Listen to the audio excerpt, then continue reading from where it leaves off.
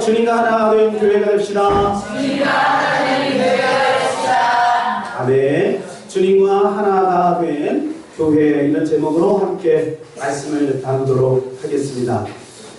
이제 아시아 일곱 교회를 우리가 마감을 합니다. 그동안 우리가 아시아 일곱 교회를 통해서 그 주제가 이기는 교회였죠. 그래서 오늘도 어김없이 우리가 어떻게 하면 이길 수 있는지 이 교회를, 라오디게아 교회를 통해서 우리 자신을 한번 돌아봤으면 좋겠습니다. 라오디게아 하면 여러분 우리가 가장 먼저 생각나는 것이 있어요. 그것이 15절입니다. 15절 같이 읽어볼까요? 내가 내 일을 하노니 내가 차지도 아니하고 뜨겁지도 아니하도다. 내가 차질지 뜨겁지 하기를 원하노라. 차지도 않고 뜨겁지도 않다는 것이 16절에서는 뭐라고 말씀해 주고 있습니까? 미지근하다, 이렇게 표현을 해주고 있습니다.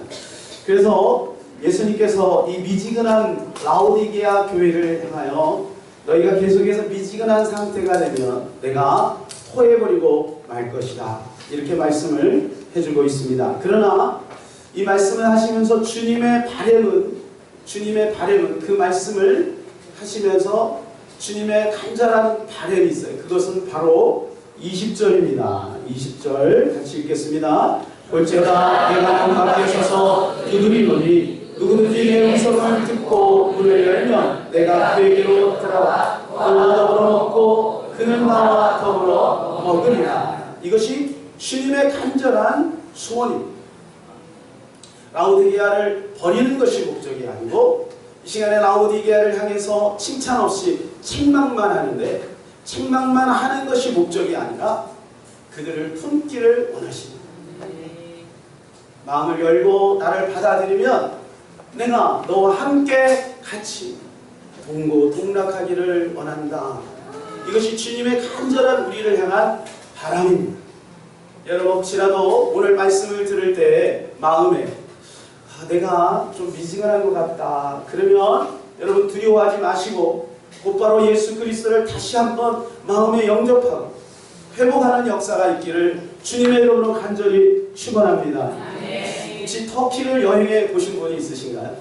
터키를 여행하면 터키가 굉장히 아름다운 곳이래요. 근데 그 중에 정말 아름다운 곳이 있는데 그것은 파묵칼레라는 곳이라고 합니다. 여기 가면 자연이 너무 아름답고요. 또 볼 것이 참 많이 있다고 합니다. 그래서 거기는 우리나라로 말하면 설악산이나 아니면 제주도의 한라산 근처, 우리가 흔히 말하는 유명한 관광 명소 중에 하나가 터키의 파묵칼레입니다. 그런데 사람들은 그 파묵칼레는 기억하는데 그 파묵칼레라고 하는 그 지역 주변에 있는 라오디게아 교회는 기억하지 못해요. 그리고 우리 믿는 사람들은 파묵칼레를 가는 것이 목적이 아니라 아시아 일곱 교회를 보면서 그 중에 하나인 이 라오디게아 교회를 보기 위해서 가는 거예요. 근데 거기에는 라오디게아 교회만 있는 것이 아니라 골로새 교회도 있고 히아볼리아라고 하는 곳에 성지도 있다고 합니다. 이 라오디게아 교회가 어떤 교회인지 한번 살펴볼까요? 저 앞에 그 지도를 제가 빼먹었는데요. 여러분 다 기억하시죠? 맨 앞에부터 에베소부터 해서 이렇게 돌아가죠. 시계 방향으로 예수님이 계속해서 편지를 쓰고 계시잖아요. 그래서 맨 마지막에 오늘 어디까지 왔어요? 라오디게아까지 왔어요. 이 라오디게아가 이제 여기 보이는데요. 이제 파묵칼레라고 하는 그 도심에서 라오디게아로 가는 길입니다. 지금 현대 얼마 전에 찍은 것을 제가 퍼왔습니다. 그 다음이요. 이렇게 라오디게아라고 이렇게 팻말이 있죠. 그 다음이요. 가보면요 이렇게 되어 있어요. 이렇게 허벌판에 앙상하게 건물 뼈다귀만 이렇게 남아 있습니다. 굉장히 황폐되어 있죠. 그 다음이요. 계속해서 이런 모습들만 나옵니다. 그 다음, 계속이요. 그 다음,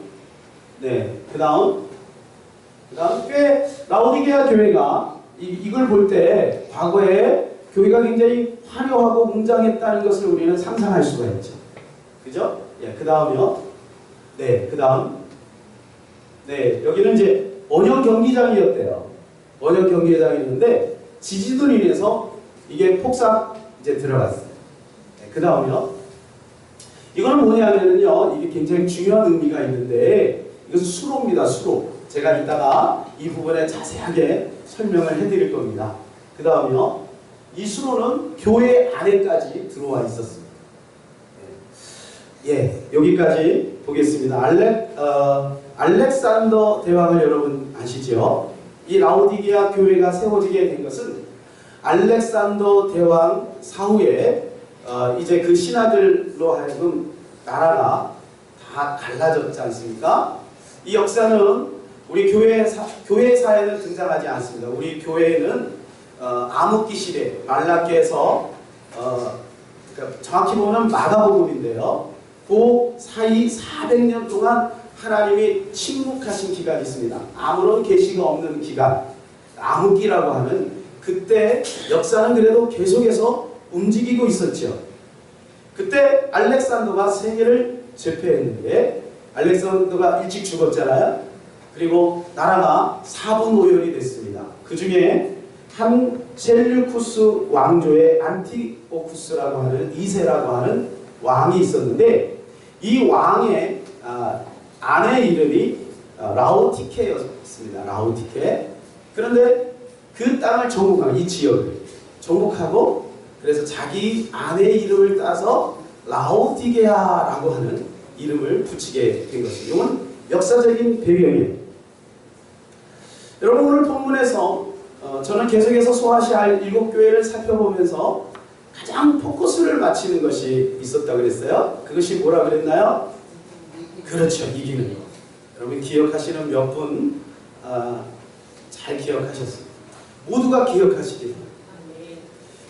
칭찬도 있고 책망도 있지만 여러분 대부분의 많은 교회들은 지금 자취를 감추고 서머나 교회에만 건물이 세워져 있어요. 그러나 그때 그 정신은 다 사라지고 없어지고 만 것이지. 그러나 중요한 것은 주님이 칭찬도 하고 책망도 하시지만 그러나 우리에게 바람이 있는 것, 그것은 바로 이기는, 이겨서 내가 있는 그 땅에, 그 하늘에 오라는 것. 그것이 주님이 우리에게 주시는 핵심 메시지. 여러분 우리는 다 이겨야 할 줄로 믿습니다. 그런데 오늘 라오디게아 교회에는 이기면 어떤 축복을 주겠냐, 그것이 21절에 나와 있는데요. 21절 우리 같이 읽어보겠습니다. 이기는 자에게 내가 내 보좌에 함께 하여 주기를 내가 이기고 아버지 보좌에 함께 앉는 것과 같이 하리라. 자, 이기는 자는 어디에 앉게 된다는 거예요? 예수님의 보좌에 함께 하는. 그 예수님의 보좌는 예수님이 이기고 나니까 하나님이 주신 보좌예요. 곧 하나님의 보좌. 여러분 상상만 해도 얼마나 영광스럽습니까? 우리같이 부족하고 연약한데 어떤 분은 그런 기도를 하죠. 벌레같이 모자란 나도, 이런 고백을 합니다. 여러분 과거에는 우리가 그런 모습으로 살았습니다. 그러나 예수 그리스도로 말미암아 우리는 하나님의 자녀가 되었고 마지막 이기는 자에게는 영광의 그 보좌에 함께 앉는 축복을 우리에게 주신다는 거예요. 여러분이 여기에 관심이 있으신가요? 여러분이 여기에 관심이 있기를 바라요. 여러분 잘못하면 우리는 이 영원한 하늘나라에 대한 관심은 새카맣게 잊어버리고 이 땅에 포커스를 맞추고 이 땅에 연연하면서 살아갈 수 있어요. 이 땅에 있는 돈, 이 땅에 있는 영예, 이 땅에 있는 성공, 이 땅에 있는 명예, 이 땅에 눈에 보이는 그 어떤 것들을 쫓아서 영원한 하늘나라에 하나님이 주시는 이 영광스러운 예수 그리스도의 보좌를 잊어버릴 수가 있어요. 주님은 그렇게 하지 말라는 거예요. 꼭 이 땅에서 이겨서 그 보좌에 함께 앉기를 원하신다는 거예요. 여러분 우리가 어떻게 그 보좌에 앉을 수 있습니까? 사실 우리는 자격이 없어요. 우리가 어떻게 그 보좌에 앉을 수 있겠어요? 그 보좌에 앉는다는 것은 왕권을 주신다는 건데, 예수님의 왕권을 우리에게 허락해 주신다는 건데, 우리가 어떻게 거기에 앉을 수 있겠어요? 그런데 주님이 그렇게 하신다는 거예요. 이기면 그렇게 하신다는 거예요.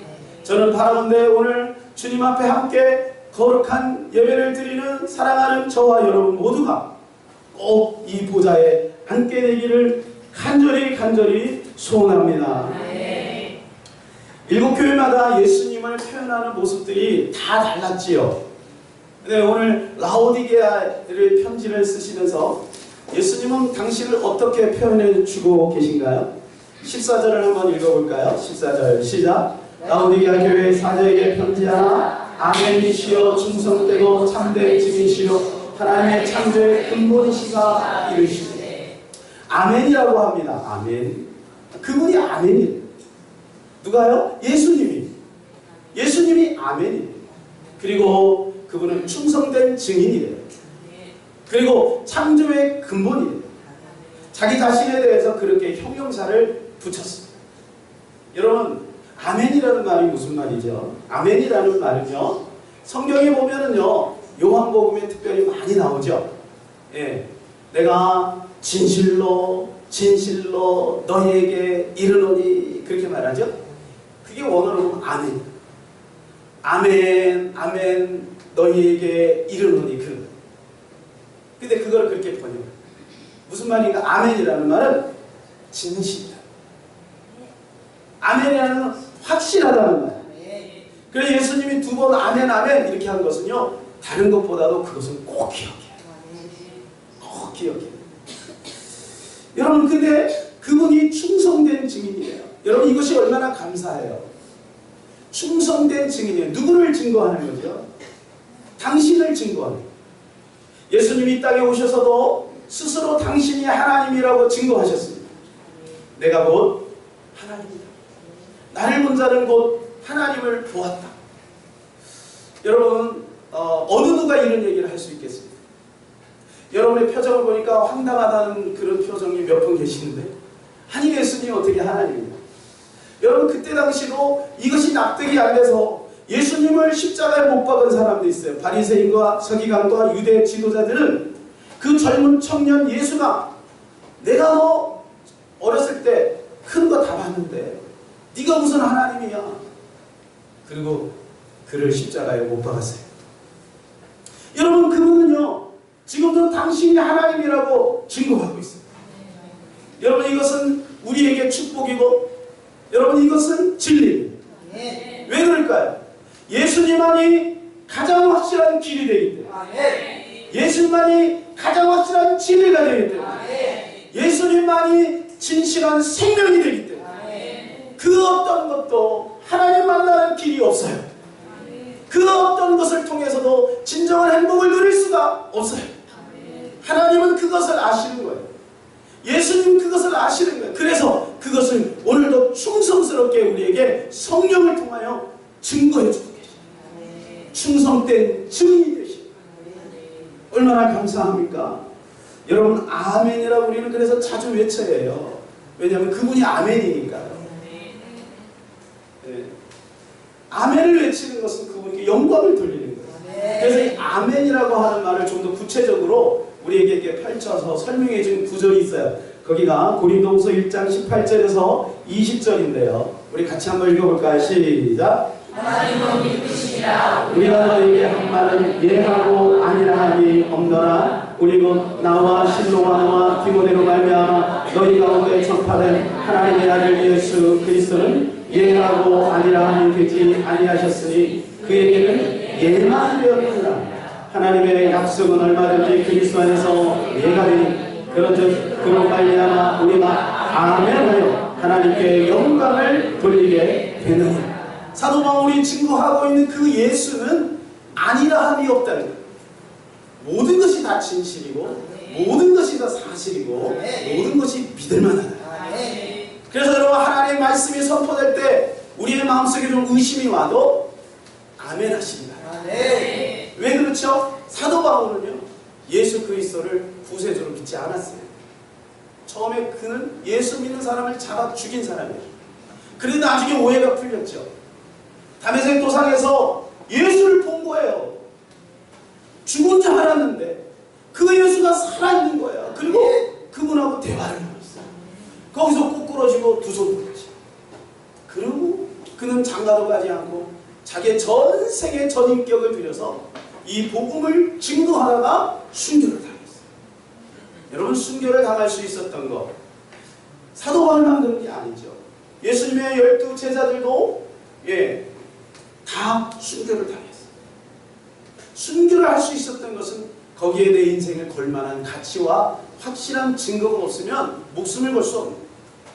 여러분은 어디에다가 목숨을 걸 수 있겠습니까? 그들은 예수 복음을 증거하는데 목숨을 걸었어요. 그래서 사도 바울이 하는 얘기가 그거예요. 그냥 의심하지 말고 예를 해.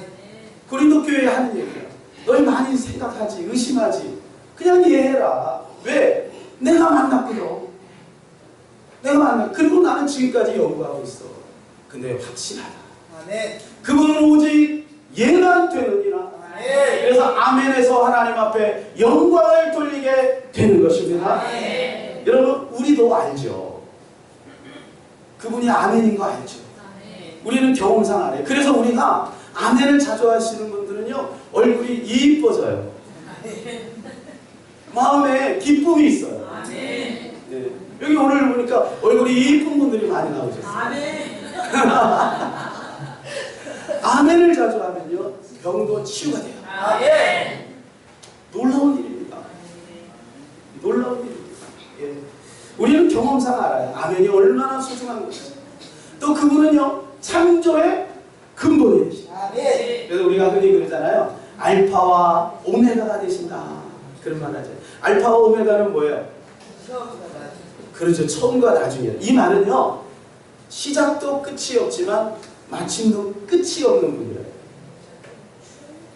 누구의 말에 의하면 제1원입니다. 모든 것은 원인이 있고 결과가 있습니다. 만든 사람이 있죠. 교회도 만든 사람이 있죠. 여러분도 부모님이 있었죠. 그 부모님은 또 부모님이 있었죠. 계속 올라가는 거죠. 제일 원인이 있다. 그 모든 만물, 모든 세계의 제일 원인, 그분이 바로 하나님이라는 거예요. 근데 그분이 바로 곧 예수님이라는 거예요. 그래서 그분이 창조의 근본이 되신다는 거예요. 라오디게 교회에 주님은 안타깝게 책망을 하십니다. 그죠? 그래서 여러분, 이 책망을 통해서 저는 이런 것을 깨달았어요. 아, 내가 생각하는 나와 주님이 나를 바라보시는 그 판단이 다를 수 있구나. 내가 생각하는 그 어떤 상황과 주님이 바라보시는 그 모습은 다를 수 있구나. 라오디게아 교회를 보면 자기 스스로는 훌륭하다고 생각했어요. 부자라고 생각했어요. 그런데 주님이 보실 때는 아니라는 거예요. 첫 번째 주님이 보시는 책망은 뭐예요? 미지근하지 말라는 거예요. 미지근하지 말라. 16절, 내가 이같이 미지근하여 뜨겁지도 아니하고 차지도 아니하니 내 입에서 너를 토하여 버리리라. 미지근하지 말라는 거예요. 이 라오디게아 교회가 왜 미지근하다는 그런 책망을 받았냐면 그것은 그 지역적인 특성과 연결이 되어 있습니다. 라오디게아 교회가 굉장히 물질적으로는 풍요했지만 핸디캡이 있어요. 그것은 거기에 물 근원이 없어요. 물 근원이. 그러니까 물을 다른 데서 원조해야 돼요. 9km 떨어져 있는 히아라볼리라고 하는 것이 온천이거든요. 그래서 거기에 있는 온천수를 아까 제가 설명해 드리려고 했던 그 수로를 만들어서 9km, 대단하죠. 그때 그 수로를 만들어서 그 물이 이 라오디게아 지역까지 온 거예요. 그런데 여러분, 9km가 떨어져 있으니까 오면서 그 물이 어떻게 됐겠어요? 뜨거운 물이 미지근해지고, 또 거기서만 물을 공급받은 게 아니라 골로새 지역에서도 물을 공급받았는데 이 골로새 지역은 14km 떨어져 있어요. 근데 골로새에는 높은 산이 있대요. 그래서 만년설이 있어서 거기에서 차가운 물이 흐른대요. 그래서 그 차가운 물을 또 수로를 통해서 라오디게까지 공수를 받은 거예요. 그런데 여러분, 그 차가운 물이 14km로 떨어지면서 오면서 어떻게 됐을까요? 그렇죠. 미지근해져. 그러니까 라오디게아 지역적 특성을 주님은 잘 알기 때문에 그 비유를 통해서 스스로 깨달아 알 수 있도록 주님이 말씀하십니다. 너희 영적인 상태는 미지근한 상태이다. 그러니까 미지근한 상태에 있으면 안 된다 라고 하는 거예요. 여러분, 우리가 지금 조금 아까 살펴봤듯이 왜 물이 미지근해졌죠? 그 수원지에서 멀어지니까 미지근해졌죠. 여러분, 우리가 예수 그리스도와 적당한 거리가 생기면 나도 모르는 사이 미지근한 인생을 살게 되는 거예요. 우리는 예수님과 거리가 얼마나 떨어져 있는지 날마다 점검하고 살펴봐야 될 줄로 믿습니다. 그리고 요한복음 15장에 보게 되면 뭐라고 말씀해주고 있어요? 붙어 있어야 된다고. 떨어지면 안 된다는 거예요. 떨어지는 순간 우리는 열매를 잃어버리게 된다는 거예요. 붙어 있어야 된다. 그래서 여러분, 우리는 주님과 하나가 돼. 이 미지근한 상태에 대해서 구약에서 아주 잘 설명해 주는 곳이 있는데, 그것은 엘리야가 850대 1로 바알과 아세라 선지자와 싸워서 이기지 않습니까? 그때 백성들을 향해서 엘리야가 책망하는 내용이 나와요. 열왕기상 18장 21절 같이 한번 읽겠습니다. 엘리야가 모든 백성에게 가까이 나와 이르되 너희가 어느 때까지 둘 사이에서 머뭇머뭇하느냐? 여호와가 만일 하나님이면 그를 따르고 바알만일 하나님이면 그를 따를지니라 하니 백성이 말 한마디도 대답하지 아니하는지라. 엘리야가 보니까 백성들이요 이래 갔다 저리 갔다 하는 거예요. 교회 와서는 하나님 이렇게 하고 세상에 나가서는 농사를 져야 되니까 축복에 그리고 비를 주는 바알과 아세라를 섬기는 거예요. 머뭇하는 거예요. 이게 바로 미지근한 상태를 말하는 거죠. 여러분, 우리는 결코 미지근한 상태가 돼서는 안 돼요. 그러면 주님 뭐라고 말씀하시냐면 토하여 버립니다. 이렇게 말씀해주고 있습니다. 라오디게아 교회를 책망하는 또 한 가지는요, 가난과 눈먼 것과 벌거벗은 것을 해결하라고 말씀해 주고 있습니다. 17절을 같이 읽겠습니다. 내가 말하기를 나는 부자나 부유하여 부족한 것이 없다 하나 돈내 곤고한 것과 가련한 것과 가난한 것과 눈먼 것과 벌거벗은 것을 알지 못하는 도다. 여러분, 이 라오디게아 교회는 상당히 그 지역 자체가 잘 사는 동네였습니다. 이게 부유했습니다. 부유했어요. 왜냐하면요, 거기에는 모직과 면직 산업이 굉장히 발달되어 있었어요. 그래서 이제 양들을 많이 쳐서 거기서 이제 가죽들을 많이 양털을 가지고 이렇게 모직을 많이 만들고, 그리고 또 면직도 많이 만들었어요. 그래가지고 그때 로마가 나중에 이제 헬라가 무너지고 로마가 와서 그 지역을 점령할 당시에 원로원들이 흰 옷을 입었잖아요, 그죠? 그래서 그 천을 어디다가 공급받았냐면 이 라오디게아에서 공급받아서 그 옷을 만들어 정도로. 그러니까 자연스럽게 그 땅이 풍요가 있었죠. 그리고 여러분, 실크로드라고 아시죠? 실크로드. 동양과 서양을 연결하는 이 실크로드의 관문입니다. 이쪽이 서양 쪽에. 그래서 그러다 보니까 여기 돈이 모이게 되고, 그래서 금융업이 발달하게 됐습니다. 당연히 돈이 많아지게 됐죠. 그러니까 그 지역은 풍요로운 곳이 된 거예요. 그래서 자기 스스로는 당연히 교회도 뭐 잘 됐겠죠. 헌금도 많이 들어오고, 아까 보셨다시피 건물도 얼마나 우리가 상상할 수 있죠. 굉장히 화려하고 큰 건물을 가지고 있었을 것이라고 우리는 상상이 됩니다.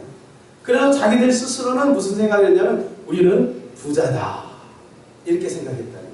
그래서 오늘 17절에 내가 말하기를 나는 부자라 부요하여 부족한 것이 없다 하나. 자기 스스로는 부자라고 생각을 했지만 주님이 보실 때는 아니라는 거예요. 여러분, 이 모습이 현대 교회의 모습이 아닌가 생각이 듭니다.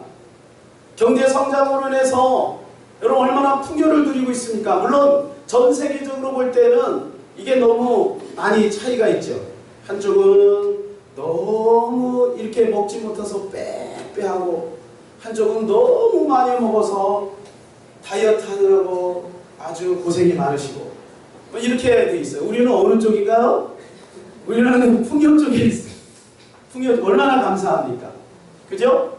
우리는 풍요 쪽에 있죠. 그런데 여러분 이렇게 현대는 우리나라는 이렇게 풍요롭지만 주님이 보실 때는 그 영적인 상태가 곧 너희는 가련하다 이렇게 보신다. 여러분 교회도 마찬가지죠.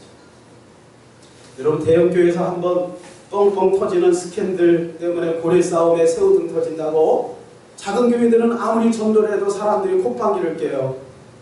그들이 말은 하지 않지만 속으로 어떻게 생각합니까? 교회 썩을 대로 썩었어.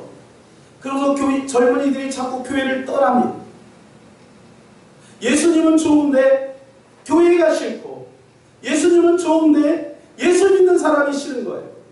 그래서 자꾸 교회를 떠나는 거예요. 여러분 그것은 우리 모두의 책임이죠. 그러나 그래도 저는 이렇게 외칩니다. 그래도 이 땅의 희망은 교회다. 그래도 이 땅의 희망은 교회. 여러분 그러나 교회의 현주소를 우리는 정확히 봐야 돼요.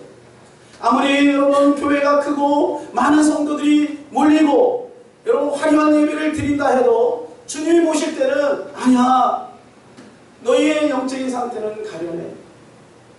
너희는 너무 가난해. 이렇게 보실 수도 있다는 거예요.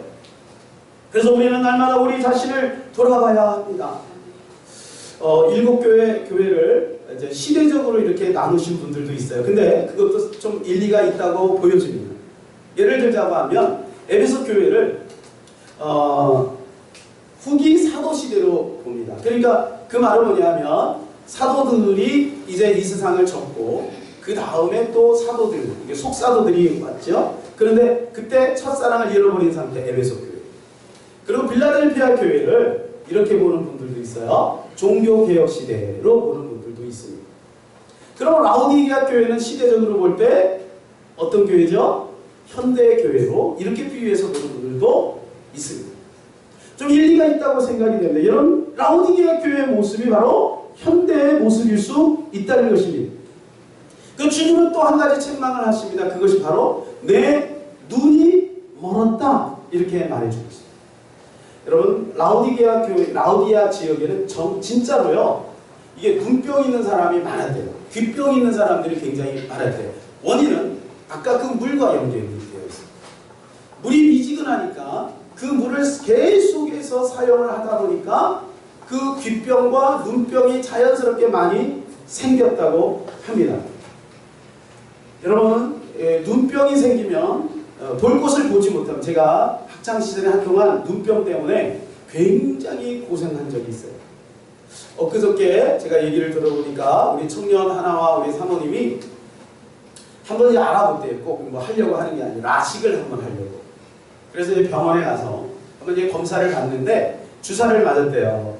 눈에 주사를 맞았는데 이제 검사를 하고 밖으로 나왔는데 그 주사의 약기운이 아직 있으니까요. 앞을 걷는데 앞을 분별할 수가 없더라는 거예요. 보도블록에서 넘어질 뻔하고 그랬대요. 여러분 이게 눈이 우리는 이렇게 눈이 밝으니까 불편이 전혀 없지만 한번 우리가 눈병을 걸리거나 눈 때문에 어려움을 당한 사람은 눈이 얼마나 소중한지를 알 수가 있어요. 이들은 지금 볼 것을 보지 못하고 있는 거예요. 그래서 여러분 우리가 정확히 보지 못하면 당황하게 되어 있습니다. 우리의 갈 길이 어디인지요? 여러분 이것을 정확히 봐야 돼요. 특별히 지도자들은 그것을 정확히 볼 수 있어야 될 줄로 믿습니다. 우리 부모님들은 우리 가족을 인도해 나가는데 영적인 상태가 어떤지를 정확히 진단하고 그 방향을 정확히 제시할 수 있어야 될 줄로 믿습니다. 우리 개인적으로도 마찬가지죠. 무조건 열심히 사는 것이 좋은 것이 아니에요. 정확하게 방향을 잡고 가는 것이 오히려 더디 가더라도 더 빠른 길일 수 있다는 것이죠. 그래서 라오디게아 교회는 이게 귀병과 눈병이 많이 있다 보니까요. 자연스럽게 의학이 발달했어요. 필요에 의해서. 그래서 이제 이 귀를 만져주는 이게 그 약이 발달이 되고요. 특별히 콜로니온이라고 하는 이 안약이 발달이 돼서 주변에 있는 많은 도시에서 사람들이 와서 이 라오디게아에서 그 안약을 사다가 갔다고 합니다. 주님이 이 비유를 해주고 너희의 지금 영적인 상태는 안약이 필요하다. 여러분 혹시 우리가 안약이 필요하지는 않은지 우리 스스로를 한번 돌아봤으면 좋겠습니다. 세 번째는 뭐냐? 벌거벗었다는 거예요. 벌거벗었다. 여러분 그들은 모직과 면직 산업이 굉장히 발달되어 있어서 여러분 옷 불편하지 않게 잘 입었지만 주님이 보실 때는 너희는 벌거벗은 상태다. 이렇게 말씀을 해주고 있습니다. 이것이 바로 뭐냐면 주님이 라오디게아를 향한 세 가지 역설입니다. 부자라고 생각을 했어요. 근데 아니야 너희는 가난해. 그들은 안약이 굉장히 많아서 부족하지 않다고. 그러나 너희는 안약이 필요하다. 입을 것이 굉장히 많았지만 너희는 지금 벌거벗은 상태야. 주님이 보시는 세 가지 역설적인 시선입니다. 그러면 어떻게 해야 될까? 주님께서 세 가지를 사라고 말씀해 주고 있습니다. 첫 번째는 금을 사라, 흰옷을 사라, 그리고 안약을 사라. 이렇게 말씀해 주고 있어요. 18절 우리 같이 한번 읽어볼까요? 시작. 내가 너를 권하노니 내게서 굴러 연단한 금을 사서 부요하게 하고 흰옷을 사서 입어 벌거벗은 수치를 보이지 않게 하고 안약을 사서 눈에 발라 보게 하라. 여기서 사서라는 말이 세 번 나옵니다. 첫 번째는 금을 사라는 거예요. 불로 연단한 금을 사라. 여러분 이 금이 성경에서는 뭐를 말해주고 있습니까? 아시죠? 금은 믿음을 뜻해요. 그런데 이 금이 그냥 금이 아니에요. 어떤 금이에요? 네. 그냥 여러분 이게 금방에 가서 그런 금이 아니고 불로 연단한 금이에요. 이걸 다른 말로 뭐라고 하죠? 순금이라고 해요. 정금이라고 해요. 불순물이 없는 금. 여러분 우리가 이 믿음이 필요한 거예요. 믿음이 있어야 우리의 믿음이 회복되게 되는 것입니다. 두 번째는 흰옷을 사서 입으라 라고 말씀해주고 있습니다. 성경에서 흰옷은 무엇을 뜻하고 있습니까? 흰옷은 그리스도의 의의 옷을 뜻해주고 있습니다. 마태복음 25장에 보게 되면 세마포에 대해서 말씀해주고 있는데 이 예복을 입지 않는 사람은 천국에 들어갈 수 있습니까? 없습니까? 없습니다. 잔치에 참여했다가 쫓겨나게 돼요. 뭐가 없어서요? 예복이. 여러분 우리 스스로는 나는 잔치에 참여했다 해도 이 예복이 없으면 쫓겨날 수 있습니다. 이 예복은 바로 그리스도의 의의 옷을 뜻하는 것입니다. 우리 가운데 예수 그리스도의 옷을 제대로 입어야 되는 거죠. 세 번째는 안약을 사라고 말씀해주고 있어요. 안약을 사라. 그런데 여러분 이 세 가지를 파는 곳이 있어요. 누구에게 사라고 말씀해주고 있습니까? 18절 다시 한번 읽어볼까요? 시작. 내가 너를 권하는 내게서 불러 연단한 금을 사서 부유하게 하고 흰옷 사서 입어 벌거벗은 수치를 보이지 않게 하고 안약을 사서 눈에 발라 보게 하라. 누구에게 사래요? 어디 나와요? 그렇죠. 네. 오늘 고선미 지사님이 컨디션이 굉장히 좋으십니다. 여기 주님이라고 나오지 않죠. 내게서. 누구에게 사라고요? 주님에게. 여러분 흰옷과 금과 안약은 세상에서 얻을 수 있는 게 아닙니다. 약방에 간다고 여러분 금방에 간다고 여러분 옷가게 간다고 얻는 게 아니라는 말이에요. 누구에서 사느냐? 예수님에게서 사는 거예요. 오직 주님에게서 사야 되는 거예요. 근데 그 가격이 살 돈이 여러분 있으십니까? 요즘에 금 한 돈이 얼마예요? 한 16만원 정도? 그 정도 하죠. 제가 알기에는 그렇습니다. 예. 돌집에 별로 가신 적이 없으신가 봐요.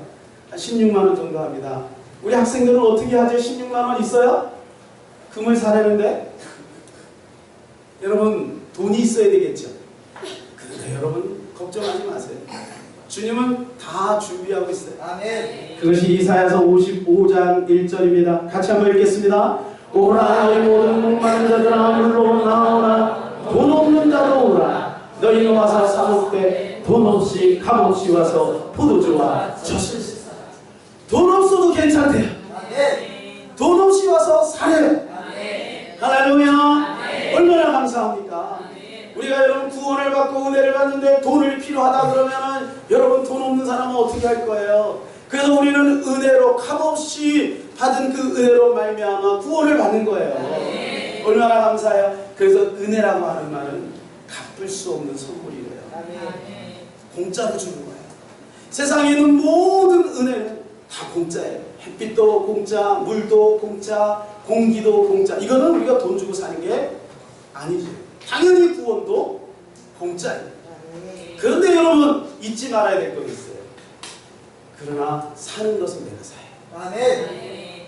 돈 없이 값없이 살 수 있지만 사는 건 내가 사야 되는 거예요. 여러분 우리가 게임을 하다 보면 그냥 게임 머니를 그냥 공짜로 주죠. 그거 게임 아이템을 사는 건 내가 사요. 여러분 주님이 주신 모든 은혜가 다 공짜지만 사는 수고는 내가 해야 된다는 거예요. 그래서 주님이 이렇게 말씀합니다. 사모하는 심령을 만족해 해주신다. 여러분 주님의 은혜를 사모하시기 바랍니다. 오늘도 똑같이 예배를 드리지만 그 은혜를 사는 사람이 있고 살 수 있는 자격이 있음에도 불구하고 사지 않고 있는 사람이 있어요. 우리는 그 은혜를 사야 해요. 저는 감사한 것은요, 아직까지 가능성이 있다는 거예요. 가능성이. 라오디게아의 교회에 가능성이 있다는 거예요. 그것이 19절 20절이에요. 19절 20절 우리 같이 한번 읽어볼까요? 시작. 그런 내가 사랑하는 자를 책망하여 징계하노니 그러므로 내가 열심을 다하 회개하라. 볼지어다 내가 문 밖에 서서 두드리노니 누구든지 내 음성을 듣고 문을 열면 내가 그에게로 들어가 그와 더불어 먹고 그는 나와 더불어 먹으리라. 여러분 이 말씀은 믿는 자에게 주시는 권면인가요? 믿지 않는 자에게 주시는 권면인가요? 우리는 보통 이 말씀을 여러분 사형기에서 보면은요 구원 초청할 때 이 말씀을 많이 줍니다. 그래서 성경을 정확히 모르는 사람은 이것을 믿지 않는 사람이 주시는 말씀이라고 생각하지요. 그러나 라오디게아 교인들에게 준 거예요. 교회를 열심히 다니는 그 집사님, 교회를 열심히 수십 년 믿은 그 권사님, 교회 직분자가 있는 그 장로님, 설교 잘하는 그 목사님에게 주신 말씀. 주님이 문 밖에 서서 두드린다는 거예요. 우리는 마음문을 열어야 되는 거예요. 그래야 주님이 그 가운데 들어가는 거예요. 여러분 16절 말씀 보면 내가 토하여 버리리라 라고 미래형으로 말씀하신 것이 얼마나 감사합니까? 난 너를 버렸어 이렇게 말씀하지 않고 버리리라. 아직 버리지 않았다. 여러분 그런데 안타깝게 이 편지를 받고 라오디게아 교회는 회개했을까요? 안 했을까요? 회개하지 않았어요. 열심을 내지 않았어요. 그래서 1710년과 1899년도에 그 지역에 대지진이 두 번 일어났어요. 이렇게 초토화되고 말았어요. 순식간에 교회가 사라지고 말았어요. 우리는 항상 점검해야 돼요. 지금 잘 되는 것이 영원히 잘 되는 것이 아닐 수 있어요. 지금 내가 예수님 때문에 고난당하고 여러분 내가 좀 처져 있는 것 같지만 그것이 영원한 그 위치가 아닐 수도 있다는 거예요.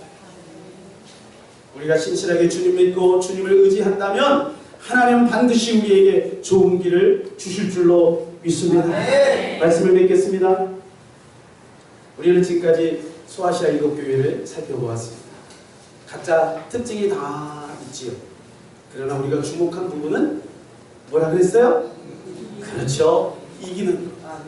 주님은 여기에 포커스를 맞추고 있는 것입니다. 현재보다 미래는 더 중요하죠.